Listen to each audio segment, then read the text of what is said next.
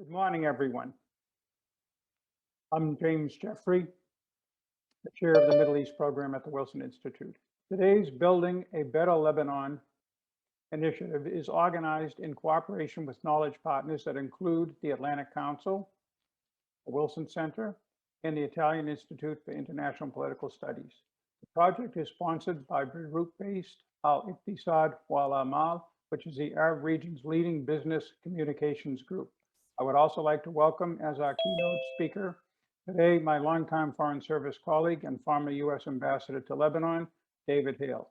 The World Bank's spring 2021 issue of Lebanon Economic Monitor warns that the crisis which the country is facing is, quote, likely to rank in the top 10, possibly the top 3 most severe crises globally since the mid-19th century. The report notes that Lebanon's gross national product fell from approximately 55 billion in 2018 to an estimated 33 billion in 2020. The dire economic situation will take decades to repair, with more than 55% of the population already in poverty, an unemployment rate of 40%. The workforce ratio of women is a disastrously low 23%. In this report, the co-authors explore the best ways out of this crisis. The Building a Better Lebanon authors argue that any reform program should be simple, transparent, and most importantly, managed by credible government of reform. Advocating a combination of measures, they highlight immediate steps needed. The report builds on a series of workshops hosted by the Wilson Center and Atlantic Council with experts from and on Lebanon.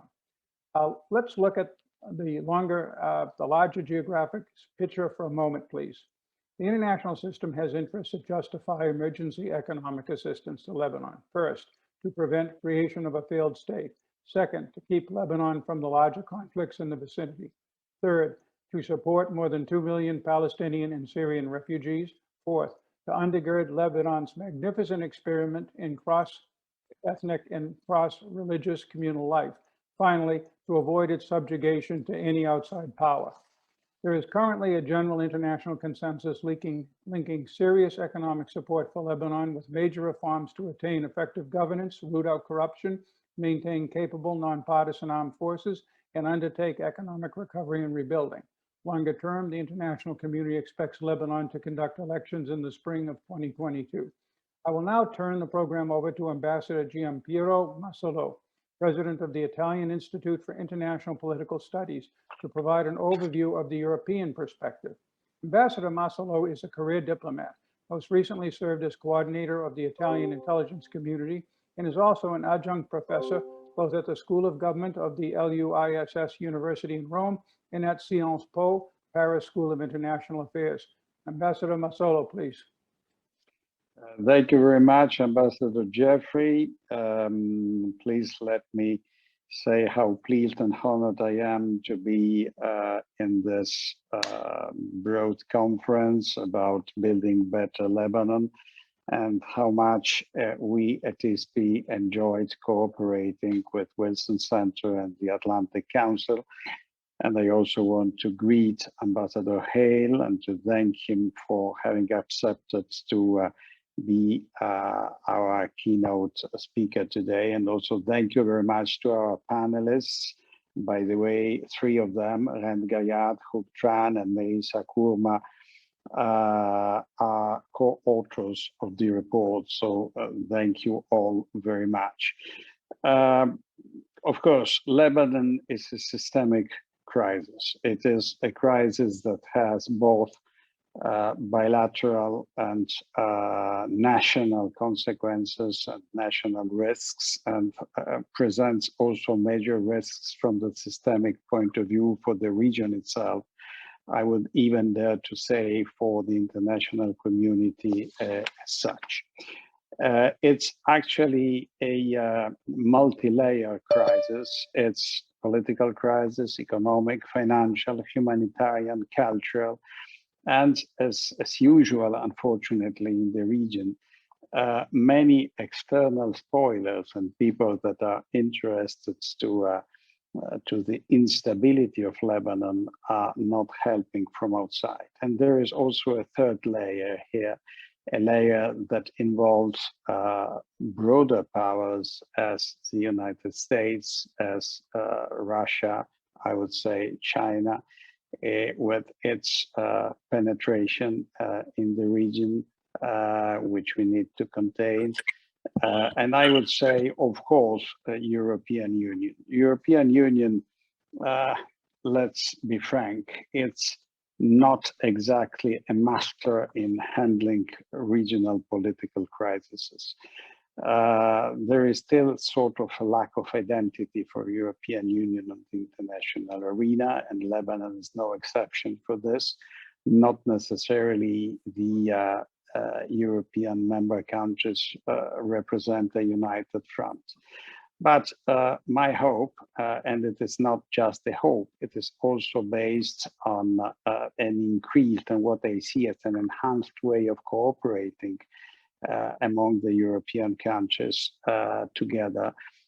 Maybe Lebanon can offer a platform, a basis, in order to relaunch something like a meaningful way for the European Union to intervene in his near neighborhood and to assume duties and responsibilities that are really up for Europe and for the individual member states to take upon themselves. Actually, as think tanks, we are in charge of providing perspectives and try to act as catalyzers for governments. And this is actually what we are trying to do at ISPI, partnering with the Atlantic Council and with the Wilson Center. And I'm also offering here our joint endeavor in order to be able to take the opportunity of the incoming Med Dialogue Conference, which we are organizing together with the Italian government for early December, in order to offer an idea and platform to engage the participation of important leaders, experts, and trying to keep high our commitment. And to do this, I am convinced that the recommendations that are coming out from our joint report can serve as a good basis in order for our work to progress. Thank you once again to all of you. Please, I am now switched to Ambassador Hale for his keynote remarks, please.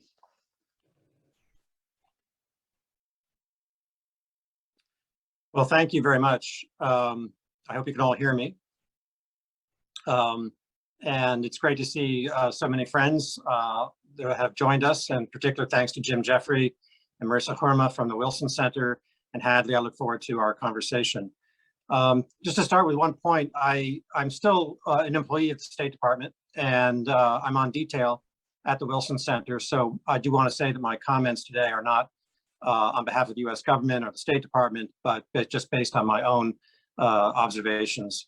I've been in and out of Lebanon since 1988 and have lived there for a total of 8 years, spread over that period of time. It's been a big part of my life. Most recently, I was there just as Ramadan began. And I have to say, I've not seen in all these years the level of despair since the end of the tragic civil war, in fact. I met with many Lebanese leaders across the board to discuss the prolonged political gridlock and the deteriorating economic conditions.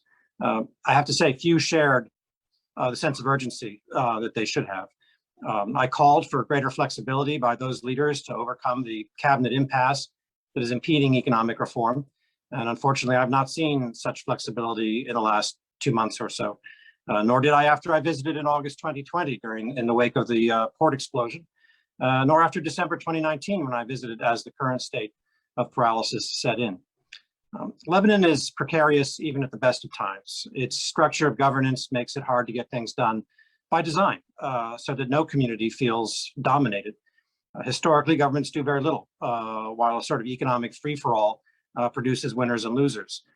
I think the protests of the past decade have had a lot to do with a public sense that there are way too many winners and far too few losers, and that those winning do so by virtue of graft and corruption and access to public funds. The Lebanese people are suffering the consequences of their failure the leaders' failure to meet their responsibility to put the country's interests first. People have lost their life savings, access to basic health care, and even the ability to feed their families. The housing crisis arising from the port explosion remains acute. Lebanese popular demands are also well known. Transparency, accountability, an end to the endemic corruption and mismanagement. And meeting these demands will put Lebanon at least a little bit down the road to fulfilling its incredible potential. The report being presented today provides a wealth of expertise and proposals on how to do so. But little will happen without the necessary political will. The US and others have long called for Lebanon's leaders to show sufficient flexibility and form a government that's willing and capable of reversing the collapse underway. The time to build a government, not block it, is upon us, and the time for comprehensive reform is now. We in America are ready to help, but can't without a Lebanese partner. One bright spot is the possibility that Lebanon may have offshore gas. During my visit, there was some hope that we could move forward with US facilitated talks with Israel on this matter under a UN umbrella.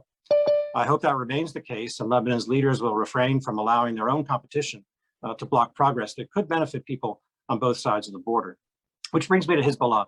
Lebanon will never regain its strength or achieve true sovereignty so long as one faction can accumulate dangerous weapons and undertake smuggling and other illicit and corrupt activities. No state can live up to that name of being a state so long as one faction, answering only to a foreign capital, can make life and death decisions for all the state's citizens. Yet that is the situation in Lebanon today. In contrast to Iranian arming of a faction, of a militia, the US has been helping to boost the capabilities of the Lebanese army for years, benefiting all Lebanese. Lebanon's true friends around should help strengthen the state and not one faction. I'm asked often about the link between Lebanon and the talks in Vienna on restoring compliance with JCPOA. Those talks are focused on JCPOA, not on the region.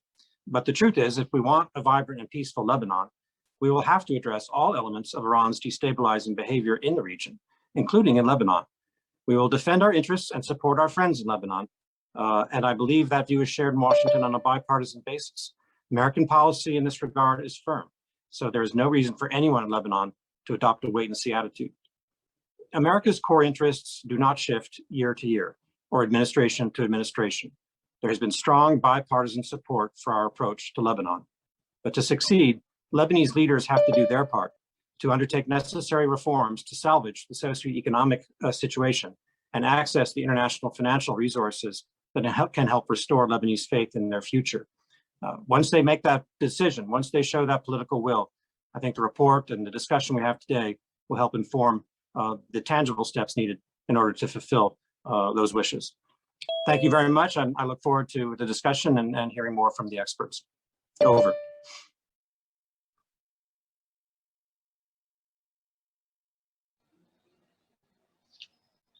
Hadley, you're on mute.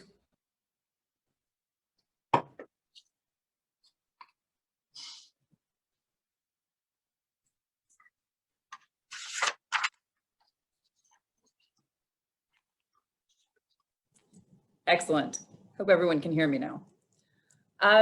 Thank you so much, Ambassador Hale. Once again, I'm Hadley Gamble. I'm CNBC's senior international correspondent and anchor in the region. And it's a thrill, as always, to be talking about a subject that's very close to my heart, and I know close to the hearts of all of you involved in this incredible report for building a better Lebanon. Hopefully, we can frankly sustain the challenges of today and tomorrow. Ambassador Hale, thank you so much for those remarks. I want to just get right into it with you at this point. You were just discussing America's interests, obviously, in Lebanon and in the region more broadly. And obviously, you are not speaking directly for the government. I want to reiterate that as well. But when you think about this within the context of your knowledge of this part of the world, what leverage do you believe that the United States actually has today with regards to Iran and via Iran, Hezbollah, when it comes to influencing what happens in Lebanon, if the Biden administration is, as is recording in progress, intent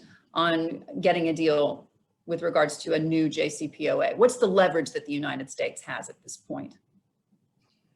Well, we'll see once a deal is made what the ingredients are that we have to work with. But there are a whole because there's a sense that we're giving it all away if we open up the taps, if you will, with the central bank, with allowing Iran once again to be part of the international financial system. Well, there are a stack of other sanctions in place that are there because of Iran's behavior in the region and because of their human rights violations, because of their terrorist activity. I don't have which sanctions apply to which cases, but Iran will continue to be constrained by those sanctions until they address those concerns of ours.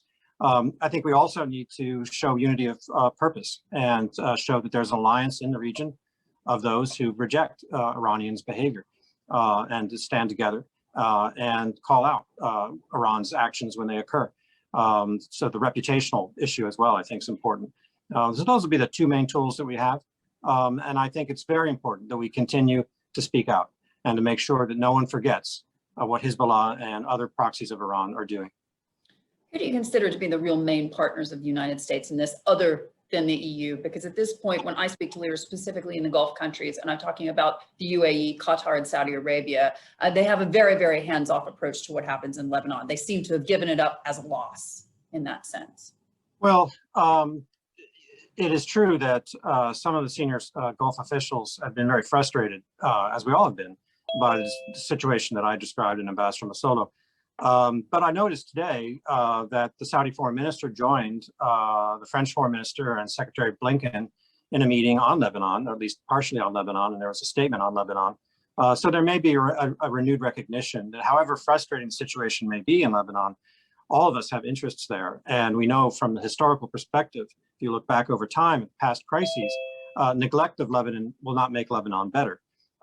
So we need to find ways without throwing away our resources to make sure that Lebanon is put on a more stable footing. In terms of that stable footing, what's the greatest danger there in your view? Well, there's an immediate catastrophe upon us, which is the financial situation, the Ponzi scheme that essentially the banks and the government and leading business entities have been involved in has gone on for decades, but it's reached a point now where a collapse is imminent. And I think the report addresses that, has some ideas. The most urgent thing to do is to stabilize the financial picture and then embark on the other reforms that are needed. But, you know, economics and finance go hand in hand with politics and security. And so again, we have to make sure that there's a government that not only has the political will, but the means to accomplish these reforms. And secondly, that we continue to provide our assistance to the legitimate institution that is meant to defend Lebanon and secure Lebanon, and that's the army, in contrast to Iran's strategy. Ambassador, you talked about a Ponzi scheme. What is it meant to say to people in Lebanon when US officials, yourself included, continue to meet with the central bank governor, Riyad Salemi, who was actually under investigation in Switzerland and elsewhere for activities that supposedly have been ripping off the Lebanese people? A lot of Lebanese don't consider him to be someone who is someone worth actually speaking to. They consider him part of the problem. You refer to it as a Ponzi scheme. Should American officials still be meeting with him? Well, he's the governor of the central bank, and he's crucial for finding a way forward. Do you believe he was part of the problem in terms of that Ponzi scheme? I would not blame any one individual. I've not seen any evidence. Obviously, if there's investigations underway, they will uncover what there is, if anything, to uncover. I'm not here to defend or do otherwise of an individual, but we meet with everybody in Lebanon except terrorists. It is a country where if you cut yourself off as a diplomat, foreign government from any of the elements that have say-so in Lebanon, you're doing yourself a disservice. So we'll continue to talk to him and to others to try to make sure that the right things are done to put Lebanon back on a path towards stability.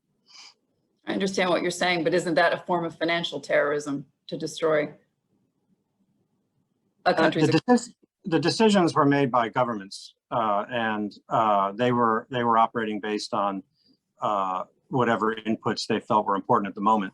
You know, I remember vividly, I wrote a telegram in 1992.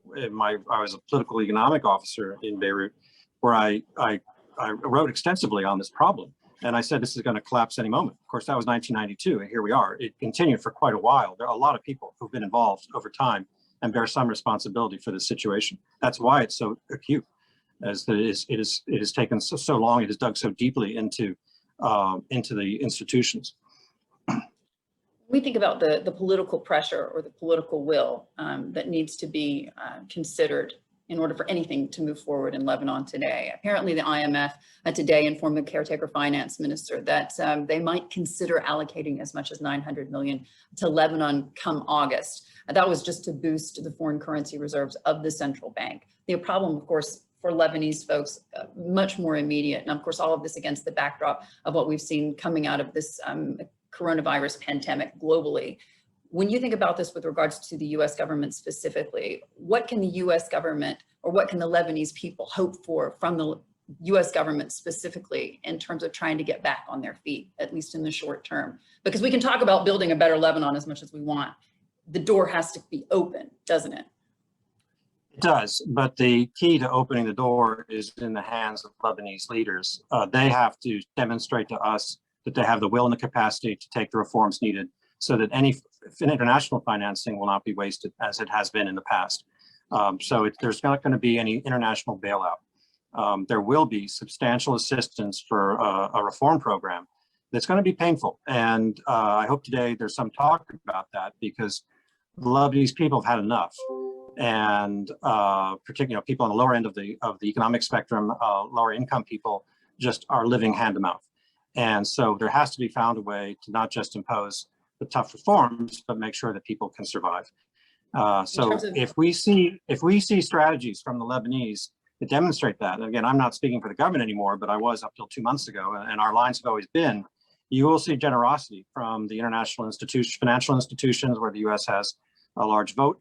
And meanwhile, we'll also see what we can do independently, particularly on the humanitarian front, to help soften what will inevitably be some of the pain from the reform. When I would speak to US officials over the last 4 to 8 years, there just wasn't that much appetite, frankly, for Lebanon. And when I would speak to Trump officials, for example, they would tell me if the top 10 things are on the list, Lebanon is 12, 14, or 15 on down. What do you think that the Lebanese can at least count on from the US in the short term? You talked about support of the Lebanese army, but at the same point right now, they're not able to feed their people. They're not able to pay their people. What can we expect in the short term, do you think, from the US government, even as just a stopgap measure? Yeah, it's true that Lebanon doesn't always rise to the high priority. But again, I've always made the point that don't wait for the crises because then you're dealing with an even worse situation. So we need to tend this situation at all times. And in addition to whatever direct bilateral assistance we provide, which is in the hundreds of millions of dollars annually, we are an advocate for Lebanon with others. And so, for example, we give substantial assistance to the Lebanese army, but we can't pay their salaries. Well, others can. And so we've talked to the EU. Ambassador Solo can address that. We've talked to the government of France about it. And these are the discussions that Secretary Blinken has been having. It came up in the bilateral meeting with the French foreign minister. It came up at the G7 meeting with the French. So it is discussed. But I think people should look to the United States as being able to sort of amplify our own assistance by encouraging others to be generous. Again, on condition that the reforms are really and truly being made, not just a bailout.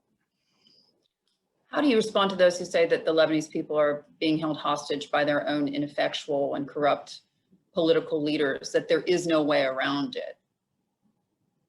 Well, there has to be found a way around it. I mean, it's certainly true that the people are suffering from the behavior of their leaders, and I will not defend that at all. I criticize it every time I have a chance to speak about Lebanon.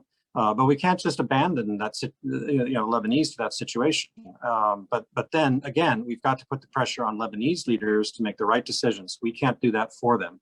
They can't wait for outsiders to come and fix the political problems, which has been the pattern in the past. And so they inevitably expect that at some point others will come in. I do not see that on the horizon. They're going to have to resolve the political differences sufficiently to get the reforms underway. Ambassador, there's an argument to be made, or that some have been making, that essentially with years of the maximum pressure campaign on Iran, and then with the simultaneous destruction of the Lebanese economy, that opened the door for, frankly, Hezbollah to become, a full steam ahead in terms of money laundering. At this point, the black market for dollars is such that they're able to fund themselves. Do you believe that within that context, U.S. maximum pressure was a failure? Because essentially, no. I would phrase it. I'd phrase the whole issue slightly differently, if I may, Hadley. Hezbollah has been doing that for decades. They're getting better and better at it, but they have been. Well, they're certainly much better at it with a failed state in terms of the economy. They do not suffer as much as the others do, but they have vast sources of income. They get money from their followers around the world. They do illicit activities, as you said, inside Lebanon, and they get a huge cash infusion from the Iranians, which never stopped. So they had the resources they needed before JCPOA. They had the resources they needed during JCPOA. They had the resources they needed during maximum pressure. And they will have resources after, if there is a JCPOA, returns to compliance. But the point I'm making is we should not accept that. But we should be clear that it is an incredibly resilient organization. So we need smart strategies in order to deal with it. And I don't think that we have yet, frankly, found that. We need to think harder about what we're going to do. Now, maximum pressure might have worked if we had, if more time had been allowed for it. We don't know. JCPOA might have worked if we'd allowed more time for that. We don't know. These are all imponderables. All I know is I see a steady trajectory, regardless of the regional environment, where Hezbollah just gets stronger and stronger, and we've got to stop that. Ambassador, thank you so much for your remarks. It's wonderful to have you. Thank you again. I want to get now to the actual report and the author of that report, Building a Better Lebanon.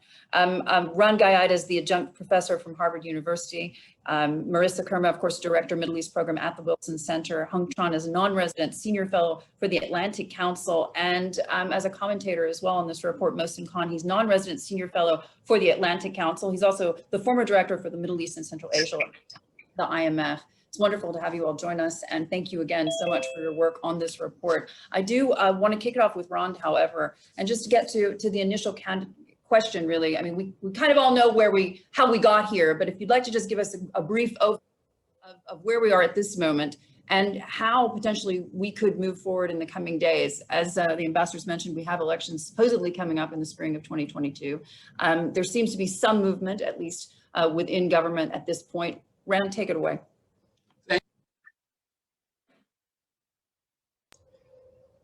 Thank you, Hadley. I think I'm unmuted now. Thank you. And I want to thank the ambassadors for the time they've put into this. Look, I think at this point, everybody has a very good understanding of the reasons why Lebanon ended up here in the first place. This is obviously a crisis that has been in the making for many, many years. I tend to disagree a little bit with Ambassador Hale. I think Riyad Salami is a key part of this crisis. Unfortunately, we're now no longer in an economic crisis. It has turned into a humanitarian crisis. You've got mass poverty, you've got mass unemployment, and you've got a new wave of immigration by the very same people that the country needs today to rebuild the economy. So, I mean, the good news is in Lebanon and in the diaspora, you've got an enormous amount of human capital. And we've been seeing a lot of different initiatives over the past year, although views continue to differ on what should be done to address the crisis. So just very briefly, you've got a camp now that is calling for a new economic model focused primarily on agriculture. On the other hand, you've got another camp calling for a comprehensive, full-fledged structural and fiscal adjustment program, of course, with the under the umbrella of the IMF, with a very long list of front-loaded reforms. And you know, in an ideal world, you'd want to see all these reforms happening at the same time.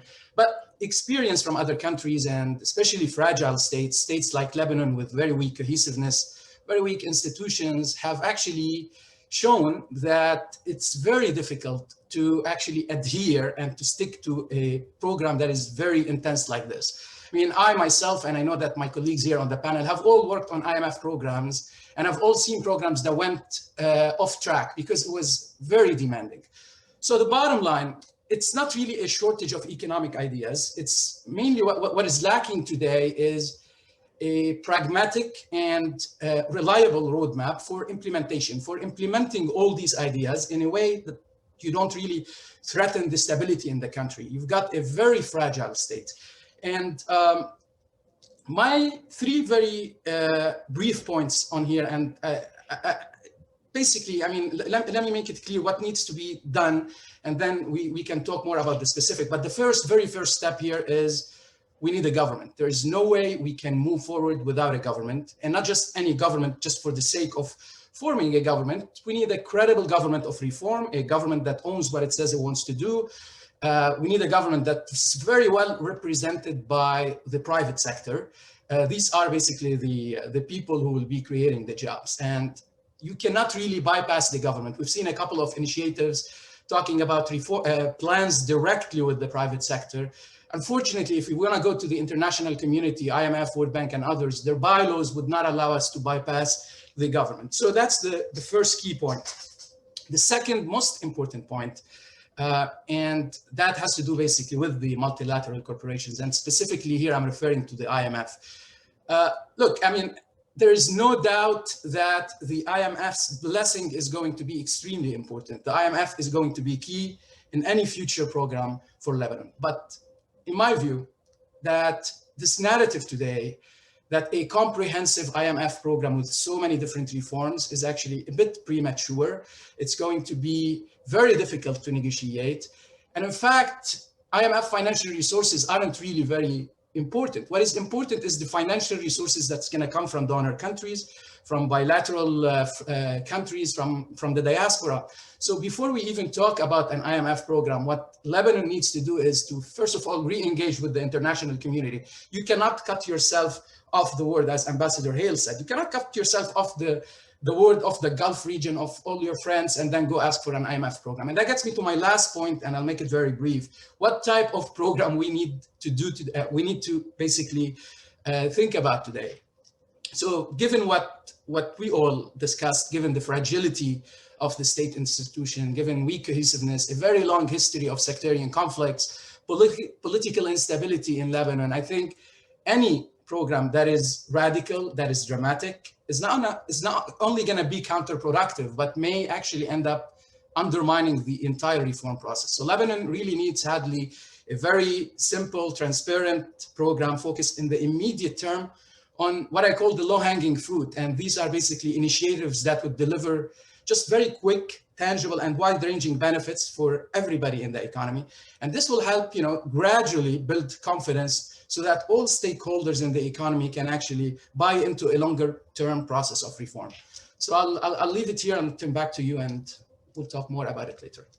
Rand, before I let you go on that one, I just want to follow up on the one key point there. You mentioned, of course, obviously the business owners, the community of folks who would do all of the employing that Lebanon really, really needs. And you also mentioned the Lebanese diaspora. I spend a great deal of time speaking to the Lebanese diaspora across a wide range of means, if you will, from the multi-billionaires to just the folks eking out a living now here in the UAE, for example, because they've been forced to move. When you think about that a bit more broadly, how do you gain the confidence of those folks with such a corrupt state at this point? How is that possible? Not just to gain the trust, again, of the Lebanese diaspora, to put their money, to put their time, and to start businesses in Lebanon, but also, of course, governments, because they don't trust the people that they're talking to.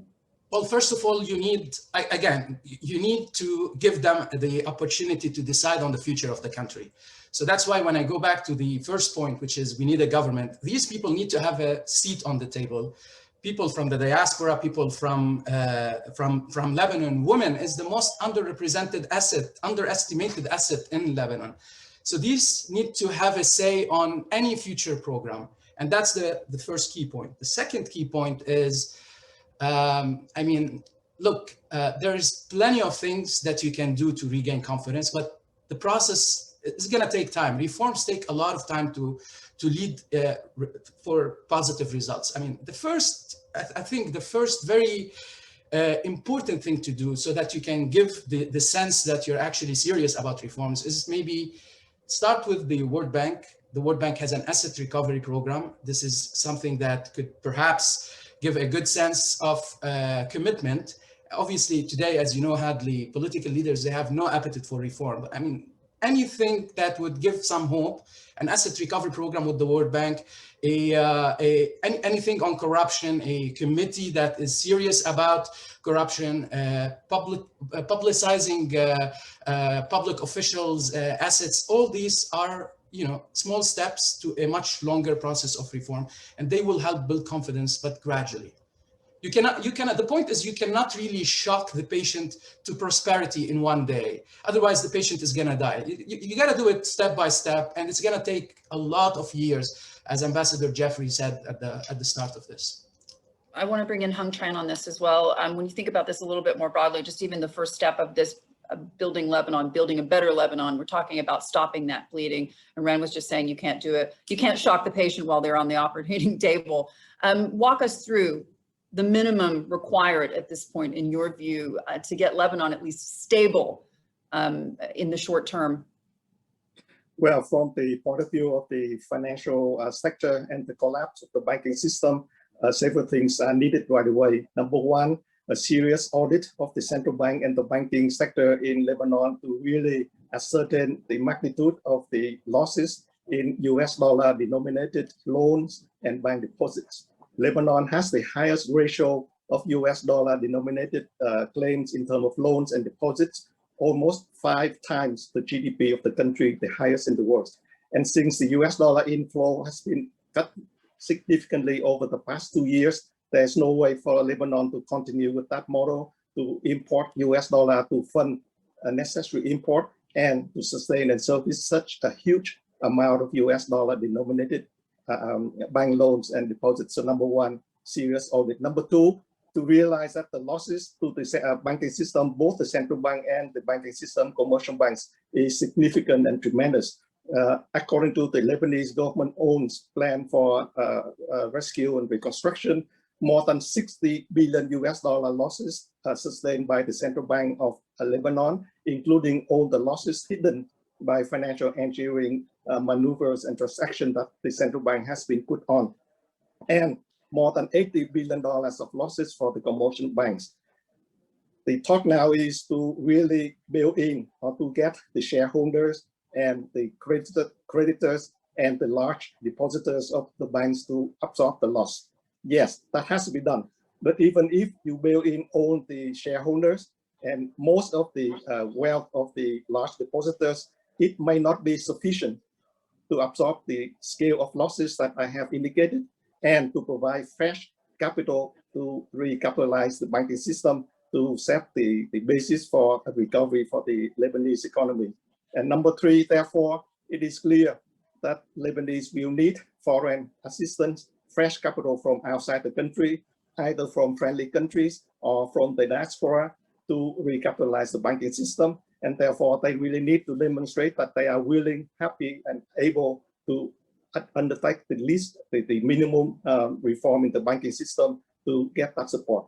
And my idea in the report is to suggest the formation of a Lebanese financial rehabilitation fund, patterned after the Greek Hellenic Financial Stability Fund, supported by friendly countries, so that it can start the process. And in this, the Lebanese government and Lebanese public should be committed to contribute to this fund, either by selling their state-owned assets or selling some of their gold. Hung, to do anything that you've just discussed, is it possible to do any of that with Riyad Salameh still running the central bank and with Salim Safir now re-elected to be the chairman of the Association of the Banks of Lebanon? Well, again, these two guys running the show, is it possible to do any of the things you're talking yes. about? My argument is not depending on any personalities. My argument is say that the more you delay, the more you avoid doing this necessary minimum reform, the worse the situation will become, and the worse you yourself will find yourself in. So by sheer interest and self-survival, even for those people, they will have to, at some point, accept that they need to do something to get out of this hole. Otherwise, they keep digging and the hole will get deeper, regardless of personalities. Marissa, come in on that one, especially talking about the idea that we've got to stem the bleeding in the short term, not just for the millions of refugees, but we also are talking about over half the population, which is of course women. Yes. Yeah, I mean, Yeah, go ahead, Melissa. Ambassador Jeffrey mentioned that the female labor participation rate has decreased. Can you hear me now? I can hear you. Yes, the women factor is huge. That's where the untapped potential is. Female labor participation stands at 23%, and it's on the decline, unfortunately. And with that factor in particular, there are interventions that can be done through development donors and development programs that are already working in Lebanon through different UN agencies and other international NGOs. So increasing capacity of women, offering mentoring programs, those are all excellent interventions. They should be promoted and strengthened further. But what women are lacking is access to finance. Because even though Lebanese women own 10% of businesses, and that's a little bit higher than the regional average, with the exception of a few GCC countries, it is still very low given the potential that we have and the high education. They're highly educated women. And so access to finance is key. I would also dare ask international aid agencies to ensure that anytime they support a given program, a given development program, that they ensure that that NGO supports women, that they employ women as an equal footing to men, and that they also ensure that at least 50% of their beneficiaries are women. It might be controversial, but that's sometimes the only way you can ensure that women are being included. I think what we've seen with the pandemic effects on the workplace, with work basically being remote for everybody, that will obviously help a lot of women enter the workforce, but also start their businesses online. So those more efforts should probably go into supporting women who want to start their businesses, particularly online, and that's a huge area of a huge opportunity for Lebanese youth as well moving forward. I just want to mention to everybody, depending on where you may be joining us from, at any time during this webcast, you can submit your questions. Either you can submit them via Twitter at Wilson Center MEP, or by email, mep@wilsoncenter.org. And we're going to obviously have the question and answer in just a little while from now. But I want to bring Mohsen Khan in now just to give us his reaction to this report as a whole, and in terms of what we can at least expect in the coming months as the political forces continue to pressure Lebanon. Mohsen. Well, thank you very much. Let me start off by saying that this report is extremely timely.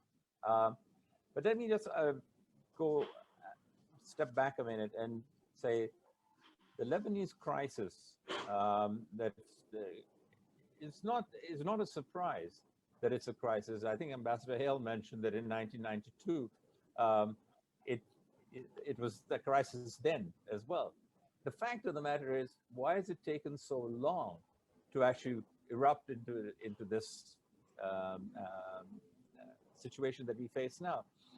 I've been working on Middle East countries for a long time, and the IMF too. And quite honestly, this is the most serious crisis in my experience, that I've ever seen, right, as crisis it is in Lebanon. So there are two key things that are needed to solve this crisis when I come to the economic policies shortly. One is, of course, it's evident to everyone that the precondition is political consensus, a government that is politically in agreement that these are the issues and these are the actions they must take. Barring that, nothing's going to happen. And I think that the second big lift here is that you need a tremendous amount of financing. I mean, I think the issue really is, we can talk about billions here, billions there, etc., coming from donor countries, and I understand from the IMF, from the World Bank, etc. But if you look at Hong Tran's just the bank restructuring and bank rehabilitation needs, the amounts are huge. They're, of an order of magnitude of if you can raise 10 billion, you need 50 billion. where is that going to come from? And I see the prospects of that very limited. Now, I think that bank rehabilitation, and the reason for that is, of course, very evident, and it's been evident for a long time. You know, one way to characterize it is that Lebanon is a big bank with a small country attached to it. The banking system is 5 times the size of, over 5 times the size of GDP of Lebanon. So if anything goes wrong in the banking system, and a Ponzi scheme was going on for so long, you know, the country is destroyed. And I think that point, the first thing I would mention is that Hang Tran makes a very good case for why this is needed why the bank rehabilitation is essential. There will be costs of doing that, and the costs will be borne by a lot of people. I don't think you can just simply say that the costs will only be borne by the wealthy. That's not going to happen. Everyone is going to share in those costs. Even the people who have suffered the most would be asked to suffer some more in here. Now, in the program that Rand has outlined, I think I agree in large part with the policies that he's suggesting, that you have to do it in stages. You have to do the financial rehabilitation first. Of course you do. Then you move on to sort of other things like reforms of various kinds, changing the system, reforming the electricity company, fixing the subsidy problems. All these are absolutely essential. I think that I see the case that he's making, that the report is making, that, you know, you can't impose fiscal austerity on the Lebanese people. I agree with that. But the point is that austerity will come. It doesn't have to be fiscal. Let me just put it another way. There's monetary and financial austerity that people in Lebanon are going through now, and this will continue. So essentially, reduction in the classic thing is, you try, if demand is running over your productive potential, you have to bring demand down, or you have to raise productive potential. So here I come to what Marissa is saying, part in this. I thought this is essentially, if I may summarize, what she is saying is that you have to transform the Lebanese economy with a new economic model. And that new economic model is not the banking system any longer, because that's all Lebanon has had. The new economic model has to emphasize other sectors of the economy, whether it's agriculture or manufacturing, certainly technology. These are the sectors that Lebanon, future Lebanon, must have. And I think that fits in nicely. And if I can just briefly summarize, you've got a crisis, you've got a Ponzi scheme that's come to an end. Okay, all Ponzi schemes come to an end, and they end badly. But you've got a Ponzi scheme; it's come to an end. We're facing a disastrous situation in Lebanon. What are the steps you must take to fix it? First, you go off, try and sort out the banks, which has been the trigger for this. Sort out the banks. You then come into structural reforms, whether it's fiscal reforms, revenue reforms, subsidy reforms, and so on and so forth. And finally, you come to building a new economic model, in a sense, making Lebanon quite different from what it has been for the last 20, 30, or even longer years. Rand, I want you to pop in on this one, because essentially what we're saying at this point is, I mean, if you look at Lebanon as a whole, I forget if it was Ambassador Jeffrey who said this a bit earlier. He called it a magnificent experiment in cross-communal life. Others would look at Lebanon and say they were just the grasshoppers that sang all summer. And now that's all come home to roost. But in terms of creating that new economic model, the things that have to take place in order to get there, some of the things listed in the report, obviously reducing the public sector wage bill, enhancing tax progressivity, reforming obviously the electricity sector and restructuring other state-owned enterprises. That was something that in an interview I did less than 2 years ago with Saad Hariri, when he finally decided to say that we were in an economic crisis in Lebanon, though he refused to bring in the IMF. This was something he was very much focused on, he said, which was so tempting to take a lot of those state-owned enterprises private. Where do we go from here in that sense, Rand? Look, I mean, the most important thing, let me take just a quick step back, because we keep hearing about this narrative that the IMF is going to be the silver bullet. Let me be clear. I mean, the IMF, and I will reiterate what I said earlier, the IMF is going to be extremely important. As Hung has mentioned in his analysis, the IMF's technical assistant, particularly now in the short term, is going to be extremely helpful to rebuild the institutions and to start the process of a longer term reform.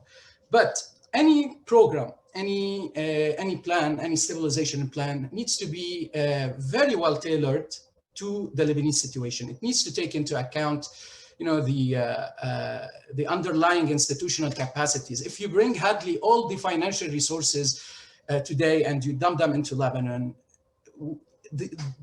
we have a lot of capacity constraints. We won't be able to solve the problem. In fact, the IMF has actually failed to take into account or to take note of the unsustainability of Lebanon's dollarized economy. If you look at their most recent Article 4 report, which was published actually on the day the protests in Lebanon erupted, October 17, 2019, the IMF commended the central bank in Lebanon for maintaining financial stability. So that's why I keep saying, I mean, I'm a former IMF person. I shouldn't be probably saying this, but we need to be practical. We need to be pragmatic in how we approach this crisis. Yes, there are problems in EDL. There are problems in every single state-owned enterprise in Lebanon. There's a very inefficient tax system. You are dealing with a country that was literally robbed by a few people, Hadley. You're dealing with a country where the central bank is doing now everything that a central bank should not be doing. So the bottom line is we have to start as soon as possible. The longer we wait, the more painful it's gonna be. But you need to start step by step. Those baby steps are extremely important. And before we embark onto all these other things, let's just start rehabilitating the financial sector. Without a financial sector, you cannot grow an economy. You cannot really have a real economic growth if the banks aren't really capitalized, if they're not doing the right job. Part of that has to be, as you guys say in the report, educating the populace about not just political reforms, if you will, but understanding financial reforms as well, because I think we can all agree that Lebanon would not be in the situation that it's in, despite all of the corruption, if people actually understood something about getting a return on their dollar and what is something that one can reasonably expect in a world awash with cash. When you're getting some kind of return that's just not feasible in any other part of the world, but you're getting it from a Lebanese bank, the idea that people were educated enough to understand that there might be a problem would have been helpful. I wanted to just bring Hung Tran in again on this one, and just in terms of what happens next with cultivating that kind of competency. It seems as if one has a heck of a long way to go in terms of getting there. What would be the first thing that needs to take place in your view prior to elections? Because as Ambassador Hale did say, I mean, you can't have financial competency without political competency, but what can be done in the short term? Well, two comments. One is to reiterate the point that we talk about bank restructuring as if it is something technical that can happen aloof from the day-to-day life of the people. No, the opposite is true. If you restructure the banking system in Lebanon, that will inflict huge losses in savings and wealth of most of the population in the country. Not only the shareholders of the banks or the large depositor of the banks, but everyone. And basically, such loss of wealth will depress economic activities for years to come. That will make any recovery even more difficult to achieve, but there's no way to escape that. So be aware that bank restructuring is a very painful and very negative experience for the economy, number one. Number two, what I suggest is to form this Lebanese Financial Rehabilitation Fund. And the fund should be organized, managed, and structured by international donor countries under their supervision through a board of supervisors. And the staff should be recruited based on merits and capabilities. And as we have said, there's a large diaspora of Lebanese overseas.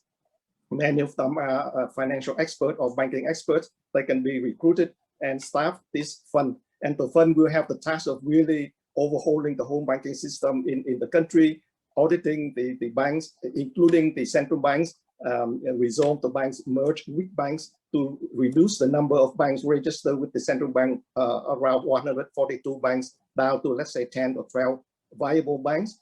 And they will have to do all of that and inject money either through equity or loans to serve as a catalyst for other potential investors inside and outside of the country, including in the diaspora, to come in and recapitalize the banking system.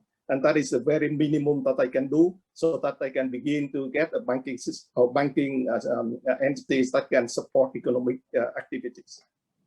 Marissa, before we open it up to questions, I want to follow on to what Hong Chong was saying there, because we're essentially saying that any bank restructuring is going to be incredibly painful, fiscally painful. It's also going to be financially painful. And we've already seen a huge amount of young people. Anyone who can emigrate is getting out of Lebanon if they can at this point, which means that you're going to have a serious brain drain and skills gap.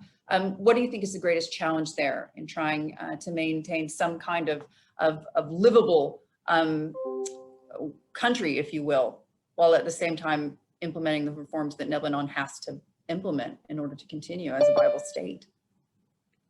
Hadley, you mentioned a very important concern regarding the brain drain that Lebanon is suffering. It came to other countries in the region, but more so in Lebanon. I think, again, going back to the term that Rand used earlier, let's look at the low-hanging fruit, and particularly when it comes to young people. As you mentioned, we've consulted during our workshops with different members of the Lebanese private sector, civil society, etc., to enrich our report with their ideas. And it was striking to me that there were some business leaders who said, well, we do have jobs, but we're unable to find skilled labor for these jobs. And that's where the importance of skilling, upskilling, or reskilling comes into place. These three terms are the hot topic of the future of work regionally and globally. And when it comes to Lebanon, there are tremendous opportunities there where the development agencies that already work there can strengthen some of these programs further, particularly in the tech sector. Mohsen mentioned sort of a realignment of the sectors, reassessing what these sectors that Lebanon needs in the future. We'll probably have to begin with looking at how technology is part of it. If we've learned anything during this pandemic, is that technology is intrinsically linked to the workplace. And so investing in skilling, particularly digital skills, investing in skills that the market needs, and that requires, of course, ongoing dialogue between the private sector, civil society, as well as higher education. And we go back again to sort of how to bring people back to trust, which you asked the question earlier, Turan, regarding the diaspora. And I think the key word here is engaging in dialogue and consultation. And that's one way you can bring people back in. Lebanon has historically enjoyed a very vibrant private sector. Yes, the vast majority are micro, small, and medium enterprises, but they do have the experience, they do have the local knowledge, and they do have the local connections. They also have relational connections to the diaspora, not transactional ones. And this is how you bring people back in. This is how you engage the diaspora to invest not only in funding or in capital, but also through knowledge transfers and expertise. We've seen how the Lebanese diaspora was so successful in coming together and pouring funds back into Lebanon to help their families and friends after the Beirut port explosion. This is an important experience that we should learn from and capitalize on the networks that have already been formed in this regard. So that's where I think the low-hanging fruit is. It's to already work on existing programs, strengthen them, bring in more funding. And in the report, one of the recommendations or suggestions that we bring forward is basically a Lebanon incubator investment fund. that, again, could be funded by donor countries, including the US and France and Germany, other EU countries as well, but also regional partners and allies of the Lebanese people. And of course, the diaspora, once again, they are key to unlocking the potential of people in Lebanon, and particularly with regards to youth, women, and other marginalized groups. I love that point about the incubator investment fund. It's something that we've spoken so often to on and off the record with folks in the Lebanese diaspora, as you mentioned, who have lost trust, obviously, in the state and the state apparatus, but are very, very willing to help when approached the right way and feeling as if they actually have a voice and a say in how their money and expertise is put to work. But I want to get to our questions now. I want to go first to our expert workshop participants. Faraz Maqsad has a question. If you could just unmute Faraz, take it away. Hadley, good to be with you this morning. Good to be with many friends and colleagues, particularly those at the Wilson Center. I think there's a general consensus from the speakers this morning that all things have to begin with a formation of a capable government that can engage with the IMF and other international donors. Of course, the crux of the matter here is how do you get to unlocking the politics of a place like Lebanon that is not just a country whose people are striving for independence and sovereignty, but the fact that Lebanon also happens to be an arena for regional and international competition. So my question here is primarily directed to Ambassador Hale, but also anybody from the panel that would like to chime in. We know that Lebanon, it needed rebooting after the war of 15 years that ended in 1990, and that came in the form of a regional and international understanding named the Taif Accords. It needed another reboot in 2008 with the Doha Accords. Are we in a place today where Lebanon needs that kind of regional and international involvement? Obviously, a lot of us, Marissa mentioned the diaspora, a lot of us in the diaspora are pinning our hopes first and foremost on the Lebanese people, civil society, those who are taking to the street on a daily basis. That continues to be so. But the dose of realism also stipulates that we need to look at the regional environment in which Lebanon exists today. So my question really is, and I agree with Ambassador Hale that the talks today in Vienna are squarely focused on the nuclear, but the Biden administration has made it clear that they hope to engage to have follow-on talks with the Iranians about other issues, including ballistic missiles and the regional situation. Does Lebanon today need that kind of regional understanding, whether we like it or hate it, that would have to include the Iranians, the way that the Taif Accords require the participation of the Assad regime? And if that is the case, how up on the priority list is Lebanon for the Biden administration? Thank you. Ambassador, you want to jump in? Yeah, sure. Thank you. I agree that the regional dimension is so influential on developments in Lebanon, partly because the Lebanese factions themselves draw or think they draw strength from their alliances with different actors in the region or even the United States. In my comments at the beginning, I tried to dispel any conception that there would be some grand deal politically that will be a foundation for the necessary stability for Lebanon and economic reforms. I don't see it in the cards. I could be wrong, but I don't see any parties willing to step in to that degree to really sort things out. So that's why I said, don't wait. The Lebanese should not expect external salvation at the political level. I do not believe that U.S.-Iranian relations will create an environment in which the Iranians will feel that they can somehow ease up in their pressure and using Hezbollah as a pressure point in the region and on Israel. That's not going to change. And until that changes, we're not going to be doing any favors for the Iranians either, to the contrary. So I would not put my hopes in that direction. I would work now on what is needed to form a government that's good enough and has the capacity to undertake these reforms. And then you'll have the international financial support. And I agree with the different comments about the limitations to that, but that's a necessary ingredient to getting started. Over to you.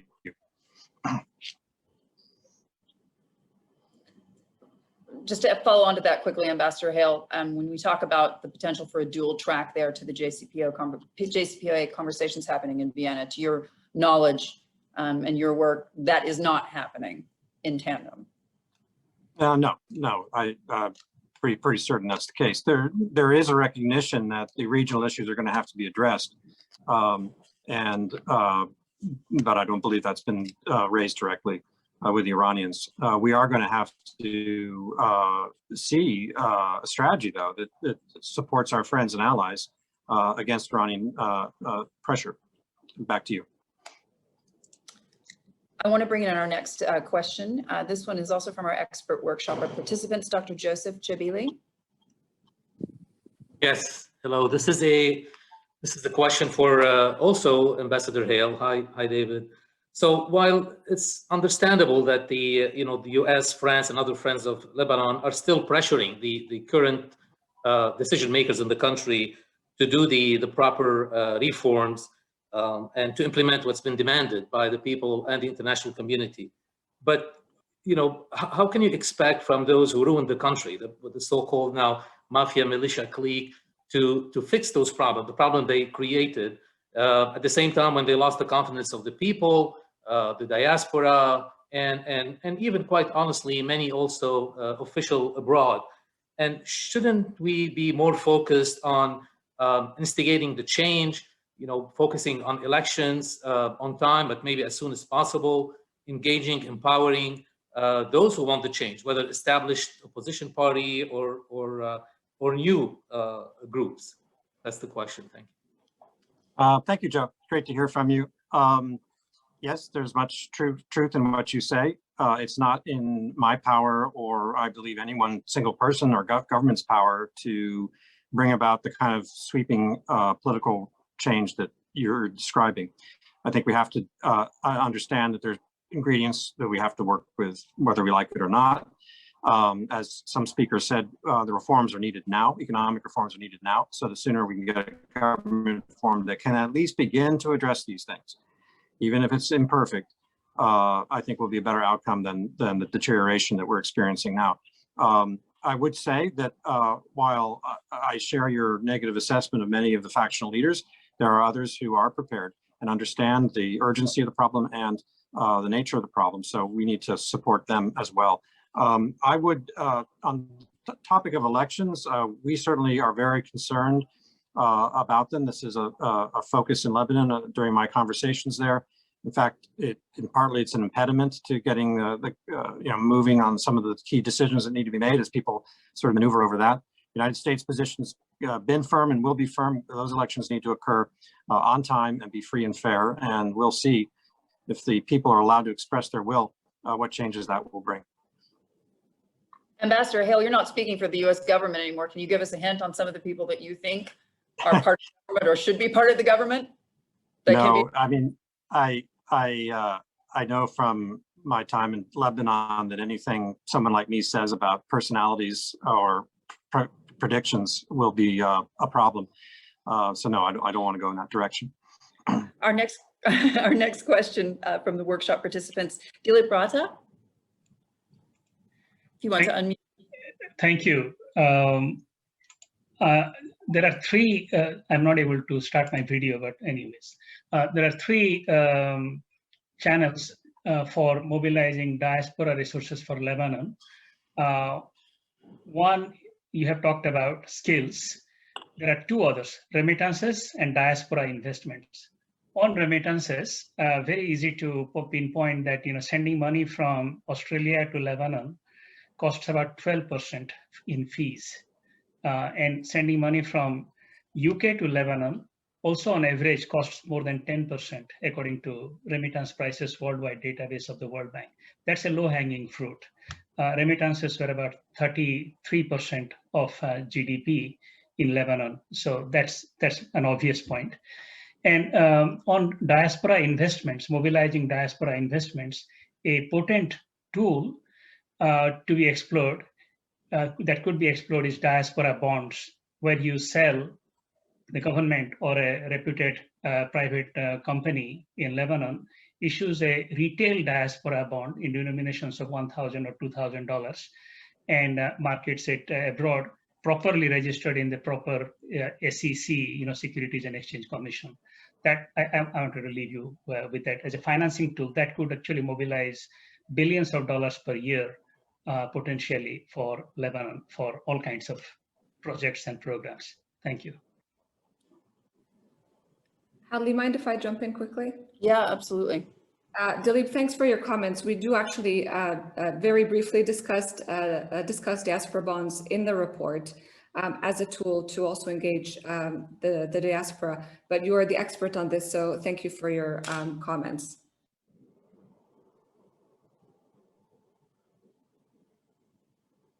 Our next question is coming from Samir Saleme. Samir? Yes, thank you, Hadley. So good morning, everyone.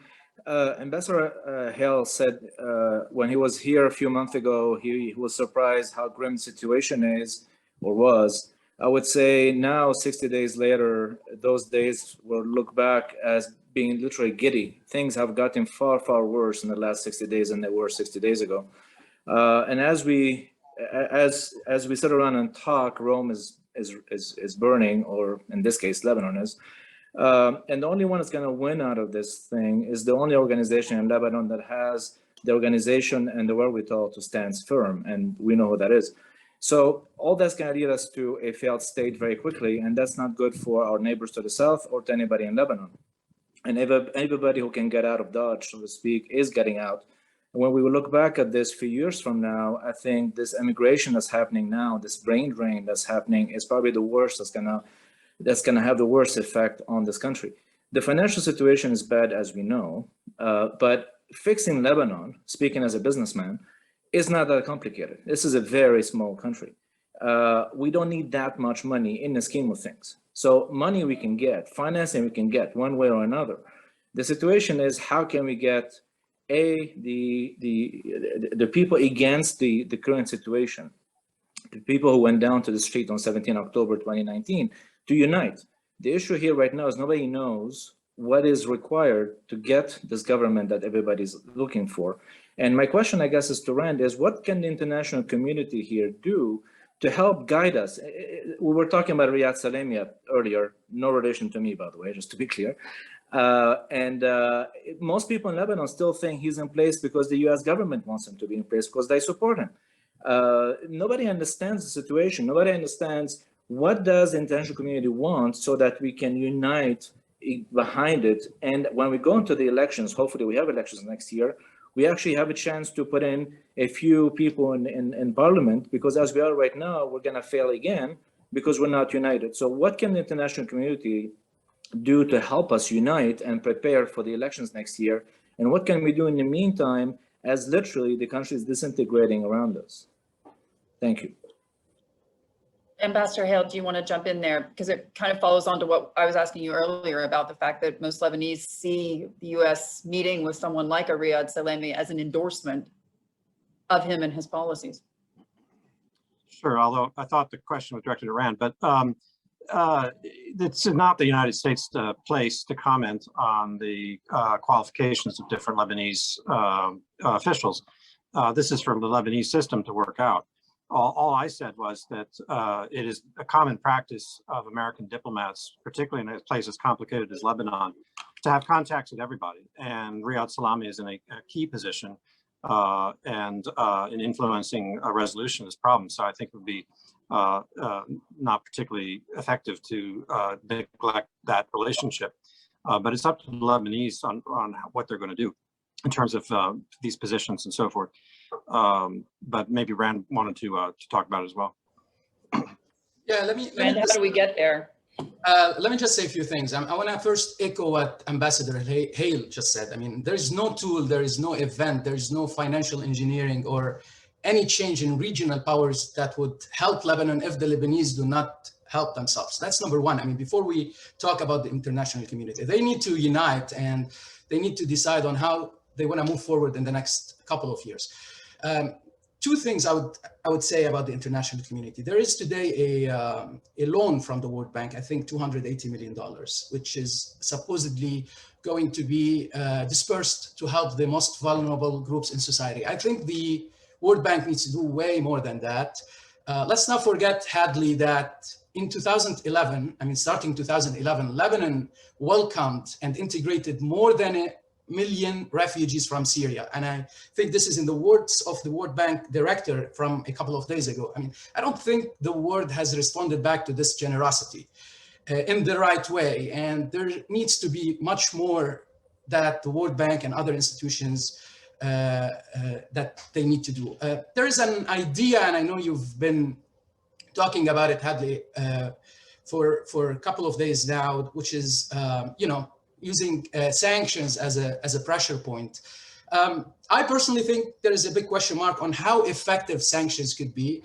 I mean, we have a natural experiment today in Lebanon. One of the former ministers has been sanctioned, Gibran Bassil, and I cannot really see, besides the personal, I mean, the impact on the person himself, I do not really see much impact on the population. How would this help the population? I think we need to go beyond just sanctions on these corrupt people. We need to figure out a more comprehensive Marshall Plan to help the population in a way, because we're talking about at least now 50% of the population are in poverty. Marissa, if you want to pop in on that one as well, because when we talk about sanctions, I believe the ones that you're referring to around Gibran Bassil especially was just quoted as saying in one of the Lebanese publications, he was just quoted as saying that he hasn't been approached by the US government and hasn't been told what exactly he's been sanctioned for, and those sanctions haven't begun to bite in any real way, but that's up for debate. But in terms of creating that trust and creating a situation where there would be a government that would not only be viable, but one that the international community and NGOs and the IMF and the World Bank could actually trust to work with, how do we get there? That's the million-dollar question, but it's hard to answer it fully. But I think it starts with ensuring that any dialogue should include members of civil society, of the private sector, and those activists who are also protesting, demanding change. Without that consultative process, and that perhaps is one way. You mentioned earlier what we talk about in the report in terms of educating the people about the financial and economic reforms that we're prescribing in the report. That's one way to educate the people as well on what that entails and how they will be affected by it. And that's also one way to ensure that you have new emerging leaders in Lebanon. It takes a lot of engagement.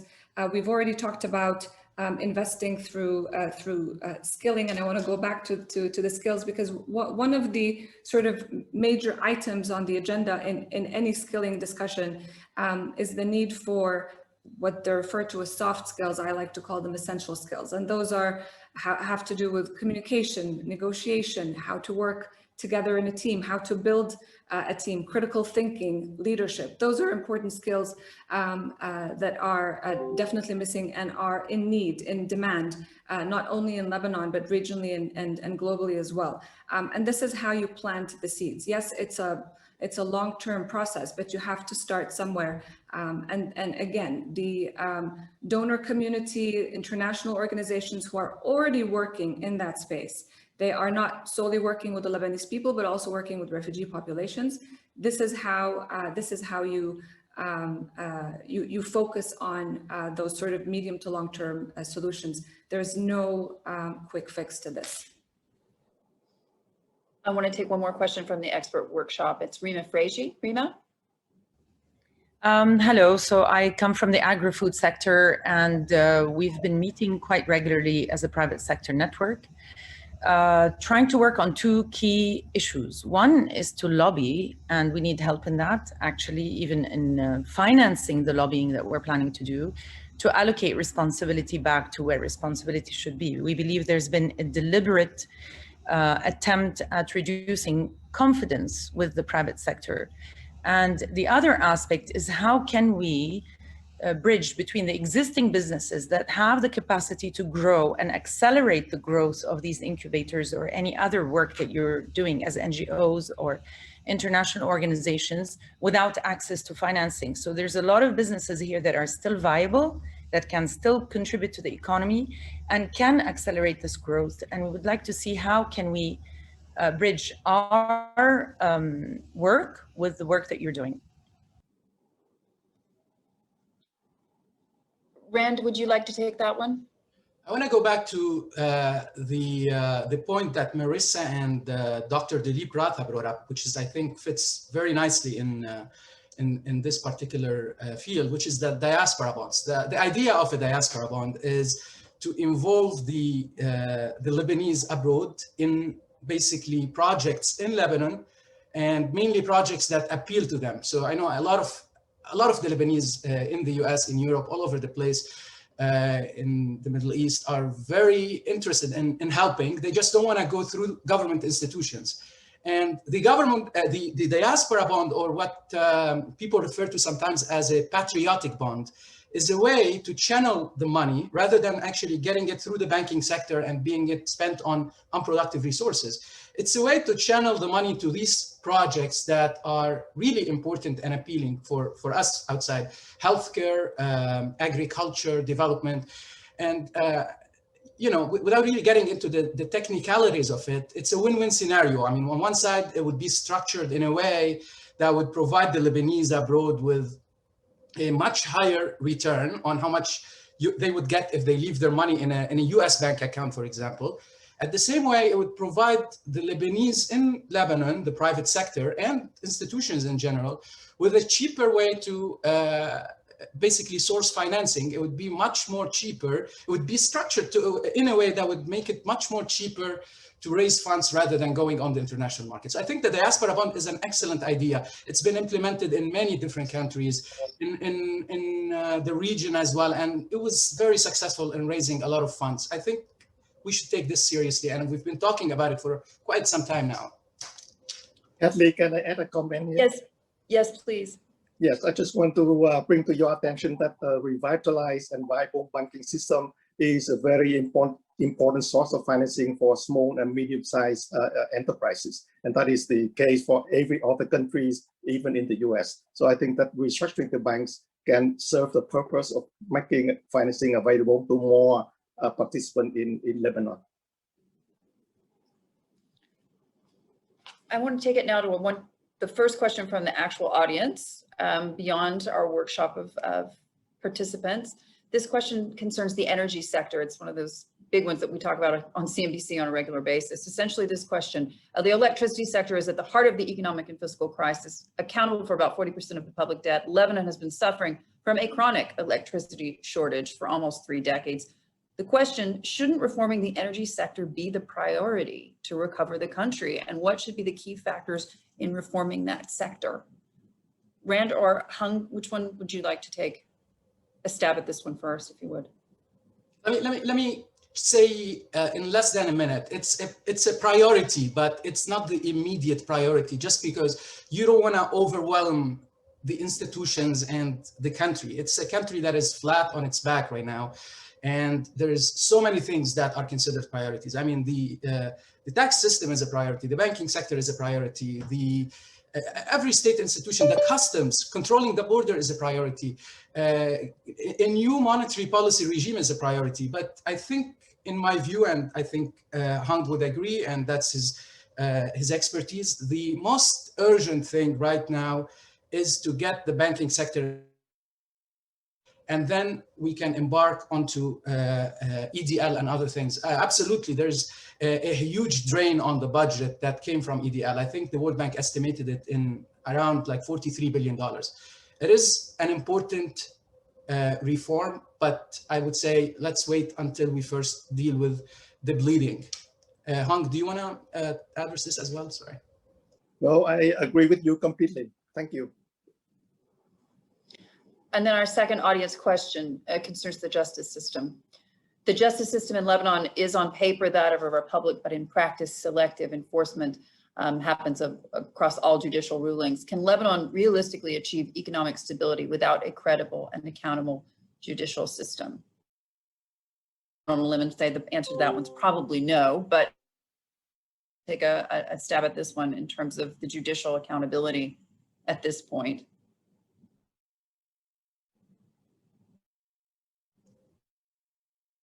Rand. Okay. Say this is part of And I think also for the community, we are in need of, but we are like to improve how we actually manage institutions. We need this,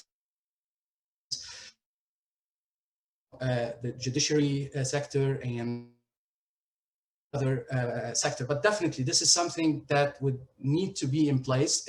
Rule of independent, important. Otherwise, we cannot really create an environment, a good business environment for the private sector to operate efficiently, or to start, believing again in the institutions.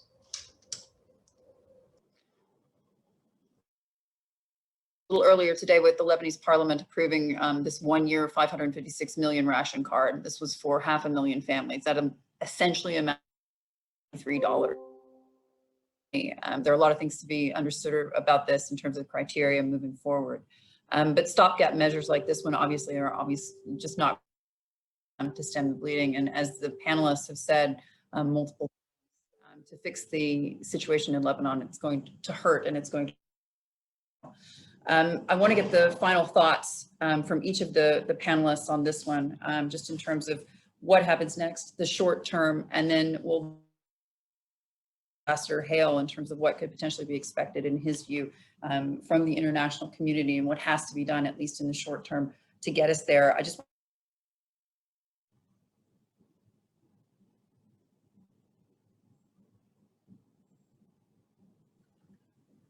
I think basically in the stages laid out in the report, I agree with them, and I think and see what you. I'm not sure that you can do all that the report is saying, but start. I'll just say one other thing in closing, to avoid getting carried away.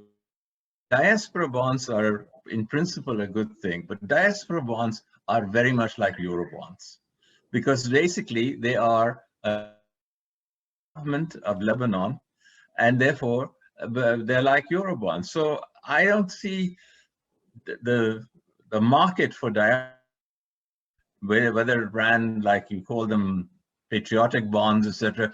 Diaspora bonds have been used by countries that are stable, need resources. It's not countries that have been basically over borrowing in Eurobonds and then come along and we call it back. I'll end there. Marissa.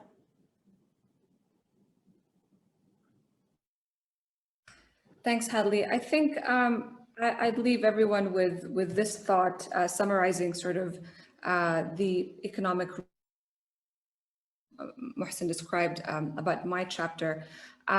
So a key element of this economic transformation that we all hope for and hope to see in the country's workforce formula.